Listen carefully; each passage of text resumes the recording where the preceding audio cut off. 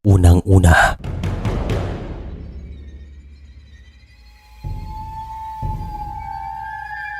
ang ilan sa mga Pilipino ay mahilig sa mga kwentong kababalagan. At mayroon akong ikukwento.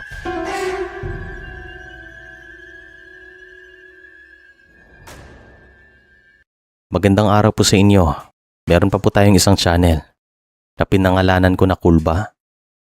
May mga kwento po doon at ipipin ko na lang po sa comment section ng kanyang link para makita nyo agad. Maraming salamat po sa inyo.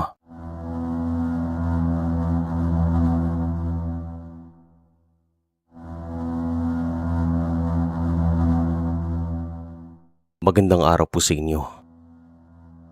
Itong karanasang ito ay nangyari sa isang baryo na matatagpuan dito sa Iloilo, way back 1987. Nung time po na ito ay medyo bata pa ako. Pero sa tulong naman ng aking mga tiyo, na ngayon ay may katandaan na, ay nabuo namin ang kwento na ito. Ito pong dalawang tiyo ko ay talagang mga babaero nung time na to. Tawagin natin silang Tiyo Romano at Tiyo Raul.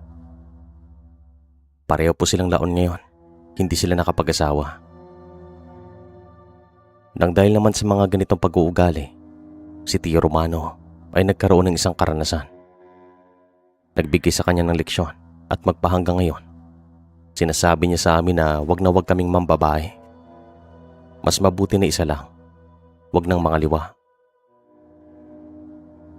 Halos araw-araw, sinasabi niya po ito sa amin at siguro nagkaroon po ito ng trauma sa nangyari sa kanya. Isang hapon taong 1987 ay dumating si Tiyo Romano at Raul galing sa isang bahay inuman. Nakainom daw ng kaunting mga ito at walang bago sa kanilang kwentuhan. Babae pa rin. Kaya naman si nanay ay agad na pinagalitan ng dalawa kasi wala silang ibang bukang bibig kundi babae. Kinakwento din po nilang kanilang mga diskarte at paraan para makuha at mahumaling ang isang babae. Hindi ko naman po maitatanggi at hindi naman po sa pagmamayabang. Pero sina Tiyo po kabilang na si tatay ay meron talagang mga itsura. Mga mistisong mga ito. Matatangkad pa, maputi, at matangos ang kanilang mga ilong. Kaya nga napamahal si nanay kay tatay nang dahil sa ilong niya. Matangos kasi. Kahit po yung amin ng mga kapatid ko, ganun din. Mga mistiso din po kami. Bago naman pumatak ang 6 ng gabi, ay hinanda namin ni nanay ang hapunan. Tumating naman si tatay galing trabaho at sama-sama kaming kumain lahat. Sina Tiyo po ay nakikitira sa bahay namin nang dahil sa wala pa nga silang bahay. Magkasanggap po talaga silang dalawa at pareho din silang nagtatrabaho sa isang tubuhan na pagmamay-ari ng aming lolo sa side ng aking nanay. Si nanay po kasi merong kakayahan sa buhay, lalo ng kanyang mga magulang. Mga negosyante. Meron din mga negosyong aming ina sa aming bayan, kaya medyo kilala pong aming pamilya. Pagkatapos naman namin maghapunan, ay agad naman pumasok sina Tiyo sa loob ng kanilang kwarto para magpahinga. Pagod din kasi sila sa kakatrabaho at nakainom pa sila ng alak. Bandang 9:00 ng gabi ay narinig ko na umuubo si Tiyo Romano sa loob ng kanilang kwarto. At nagrereklamo na si Tiyo Raul kasi ang ingay-ingay niya. At pinayuan siya nito na uminom ng maligamgam na tubig na merong halong kaunting asin. Pero ayaw niya. Hanggang sa narinig ko na si tatay ay tumungo na sa kabilang kwarto para kumustahin sila. Pero sabi ni Tiyo Romano, ayos lang daw ito. Ano ba? Sinasabi ko na nga sa inyo na ayos lang ako. Huwag kayong mag-alala. Ang tigas naman ng ulo nyo. Sige na, bumalik na kayo sa kwarto nyo. Matutulog na ako. Siguraduhin mo. Kasi pag may mangyari masama sa'yo, kami rin naman ang mag-aalaga sa'yo. Oo nga naman. Siguraduhin mo, tol. Baka nandalin sa pagkababaero mo. Nagsalita yung hindi. Makalipas ng ilang sandali, ay bumalik na kami sa aming mga kwarto para magpahinga at di kalaunan ay nakabalik nga sa pagtulog si Tiyo. Ngunit maya-maya lang ay narinig namin siyang nagsasalita na para bang nananaginip. Kaya naman bumangon ako at pinakinggan pa ang mga kanyang sinabi. Parang nananaginip po ito ng maganda kasi babae pa rin ang kanyang kausap. Hanggang sa narinig namin siyang umubo ng malakas, saka parang hindi po ito makahinga ng maayos. Yung kanyang sitwasyon ay parang sinasakal, kahit na nananaginip lamang ito. Tumayo na ako kasi parang meron na talagang mali at nadidinig ko rin na si Tio Raul ay nagpapanik na at tinatawag na si nanay sa kabilang kwarto. Pagkarating ko naman sa kanilang kwarto ay agad naman akong napailing sapagkat napakabaho. Ang baho ng asupre, ang tapang at masakit po sa ilong. Naluluwa nga ako sa mga sandaling ito, nahihilo at parang nasusuka. Kaya naman agad kong binuksan ang bintana nang sa ganoon ay makapasok ang malamig na hangin. At matapos kong gawin to, kahit papaano ay lumabas ang matapang na amoy. Sinubukan namin gisingin si Tio Romano pero nahirapan kami sa kanya. Hanggang sa meron po kaming narinig na tiktik, paulit-ulit lamang at paikot-ikot lang sa bubong ng bahay. Sabi naman ni tatay, isang ibon lamang ito na nagbibigay pahiwatig na merong aswang na umaaligin. Kaya naman lumabas si tatay at inikot ang buong bakuran. Pero wala siyang nakitang kakaiba. Hanggang sa nagsabi po si Tio Raul, nabuhusan si Tio Romano ng malamig na tubig. Kami naman ng aking kuya ay dali-daling tumungo sa kusina para kumuha ng isang timba ng tubig.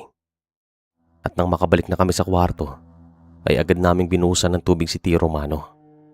At dito na po siya nagising at bumangon bigla. Hinahabol niyang kanyang hininga at sa maniwala kayo o hindi, ay nagpapasalamat pa ito kasi ginawa namin to sa kanya. Kahit daw na nananaginip lamang siya, gustong gusto niyang makawala nang dahil sa alam niyang nasa panaginip lamang ito. At gusto daw siyang patayin ng isang ale na hindi naman pamilyar sa kanya. Inilarawan pa niyang itsura pero hindi rin pamilyar sa amin. Kaya naman labis ang aming pagtataka kung sino ang kanyang napanaginipang ale. Kinilabutan din po kami. Nang pumasok na si tatay ay agad namang huminto sa pagtunog ang tiktik. At dito na rin kinuwento ni Tio Romano kung ano ang kanyang mga napanaginipan. Ayon sa kanya ay naglalakad daw ito sa gitna ng kagubatan na matatagpuan din naman sa baryo namin. At bago daw ito umalis ay sinabihan pa ito ni Tio Raul na pagkatapos daw niyang kumuha ng mga kabuti ay magiinuman silang dalawa.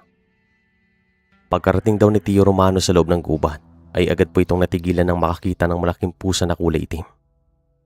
Kung makatitig daw ito sa kanya ay parang isang tao.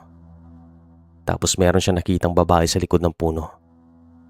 Hindi naman daw niya pinansin ang malaking pusa kasi alam niyang hindi ito pangkaraniwan o kahit na alam niyang hindi ito pangkaraniwan kasi alam niyang panaginip lamang ito. Lumapit daw siya sa magandang babae at kinausap niya ito ng kinausap hanggang sa nakuha daw niyang loob nito at hinalikan pa daw siya. Dito na daw nagsimulang lahat. Sinakal daw siya ng napakahigpit. Tapos isang kisap lang, yung magandang babae naging matandang babae. At ito na nga mga sandaling sinasakal siya at nahihirapang huminga. Kaya naman binuhusan namin ng tubig para magising. Tumawa naman si Tio Raul nang dahil sabi niya hanggang sa panaginip ay babae pa rin. Kaya naman napailing si tatay. Hindi na po kami makabalik sa pagtulog pero si nanay at ang aking mga ate ay bumalik sa kanilang mga kwarto. Makalipas naman na mahigit 2 oras ay merong nagparamdam ulit sa amin. Tumunog ulit ang tiktik pero sa mga sandaling ito ay mahina. Ang ibig sabihin na may malapit lang po ito sa bahay namin kaya sina Tio ay naging alerto at kumuha sila ng mga itak bago tumungo sa labas ng bahay. Nang makalabas na nga sila ay hinanap nilang pinanggagalingan ng tunog pero wala silang nakita doon. Hanggang sa pumasok na lamang ang mga ito at nagpahinga. Nagsabi naman si Tio Romano na nilalamig daw ito. Para bang tatamaan daw ito ng lagnat at makalipas ulit ang mahigit kalahating oras lumalabas daw ang init sa kanyang ilong at mga mata. At lumipas ulit ang mahigit kalahating oras, ay nilagnat na po ito. Nagbantay naman kami at habang lumilipas sa mga oras, ay mas lumala ang kanyang nararamdaman. Nanginginig po ang kanyang katawan, tapos parang titirik ang kanyang mga mata. Sa pagsikat ng araw, ay nagsabi naman si tatay na tumawag daw kami ng isang albularyo kasi meron siyang hinala na may nangyayaring kababalagan kay Tio. At pagkarating nga ng albularyo sa bahay, ay agad itong ngumiti nang makita si Tio kasi nakilala daw niya ito sa isang inuman. At nagtanong siya kung anong nangyari kay Tio. Sabay tawa. Si Tio Romano ay tulog sa mga sandaling ito. At makalipas ang ilang sandali, ay nilapitan niya si Tio at meron siya mga binulong na orasyon. Hindi namin maintindihan at maya-maya lang ay nagsabi ito na merong kumukulam kay Tio at babae daw ito. Meron naman siyang hinala. Nakakilala ito ni Tio Romano. Minsan na daw niya itong nakasama. Napatawa din po ito kasi alam niya na si Tio ay talagang babaero noon pa man. Kahit daw na nakikita lamang sila sa inuman, ay alam niya kung anong pag-uugali nito. Kaya naman may mga pagkakataon na napapangiti siya. Pagkatapos naman siyang gamutin ng albularyo, ay ginising naman siya ni tatay. At nang makita naman niyang albularyo, ay agad naman siyang umiti. "Oh, anong ginagawa mo dito? Ba't nandito ka sa bahay namin?" "Isa akong albularyo. Merong nakapagturo sa mga kapatid mo kung saan yung bahay ko. Humingi sila ng tulong ko kaya naman nandito ako ngayon." "Isa ka palang albularyo? Ano naman ang nangyari sa akin? Kung tunay kang albularyo." "Kinukulam ka ng isang babae at kilala mo siya. Meron ka bang niloko?" Dito na inalala ni Tio Romano ang mga babaeng nagdaan sa kanyang buhay. At agad naman niyang inalala ang huling babaeng niloko niya. Napagtanto naman niya na yung nakita niyang alis sa kanyang panaginip ay parang kawangis ng babaeng ito. Hanggang sa nagsabi siya na baka nanay ng niloko niya ang kanyang nakita sa kanyang panaginip. At dito na tumawang albularyo. Tumango ito at binigyan na lamang siya ng pangontra nang sa ganun ay hindi na muli siyang gambalain. At nagsabi pang albularyo na ito na matinding galit sa kanya ng babaeng iyon. Kaya naman humingi ng tulong sa kanyang nanay. Nagbabala din ng albularyo na mag-iingat daw sa mga taong niloloko kasi baka hindi natin alam. Meron silang mga lihim na tinatago na makakasakit sa atin. Tinandaan naman namin ang kanyang abiso at magmula sa araw na ito, si Tio Romano at Tio Raon ay minsan na lang kung pumunta sa inuman. Sa isang buwan, 1 o 2 beses na lang. Pero bago pa man maganap ito, Sir Chris, halos gabi-gabi ay nandoon silang dalawa. Nagbago ang lahat magmula nung mangyari ito kay Tio Romano at nagpapasalamat si tatay na nangyari ito. Isa po itong leksyon. Kasi kung hindi, malamang hindi pa rin sila titigil. Minsan ginagabi rin sila ng uwi. Ito naman pong isisingit ko na kwento ay nangyari naman sa dating bahay na aking inuupahan. Bali sa bahay na ito, 4 po kami. At nagtatrabaho na po ako nung time na to sa kabisera. Pero yung paupahan ay may kaunting kalayuan mula sa aking pinagtatrabahuan. Bali meron kaming kasama sa bahay noon na isang babae na nasa 2nd palapag. Kasama pang isang babae na nagtatrabaho rin. Bali yung kasama ko naman sa baba ay lalaki. Bali 2 babae sa taas at 2 kaming lalaki sa ibaba.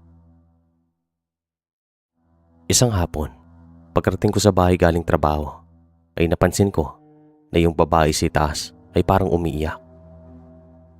Tawagin natin siya sa pangalang Rosing. Kaya naman tinawag ko siya mula sa hagdan at nagtanong ako kung ano ang kanyang problema. Pero hindi sumasagot. Patuloy lang po ito sa pag-iyak. Kaya naman dito na ako nagsimulang mag-alala sa kanya. Yung iyak na para bang namatayan ito ng mahal sa buhay. At nang dahil po dito, umakyat na ako habang nagsasalita. Nang makaakyat na ako, ay nakita ko nakabukas ang pinto ng kanyang kwarto at sabi ko Lalapit ako sa pinto. At nang marating ko naman ang tapat ng pinto, ay agad akong tumingin sa loob, sa bahagi mismo na kung saan nagagaling ang iyak. Pero nang makita ko ng loob, ay bigla pong tumigil ang iyak. Tapos wala po akong makitang anumang tao sa loob. Nang dahil sa natakot ako, ay agad akong bumaba ng hagdan at sa maniwala kayo hindi, nakasalubong ko po si Rosing. Nagtataka kung anong ginagawa ko sa itaas. Kakatapos lang niyang maligo. At dito ko na kinuwentong lahat. Sa gabing ito, nakitulog po ito sa kwarto ng isa naming kasama sa bahay na babae. At kinabukasan, lumipat po ito sa ibang kwarto. Sir Chris, maraming salamat. Hanggang dito na lang po ang kwento.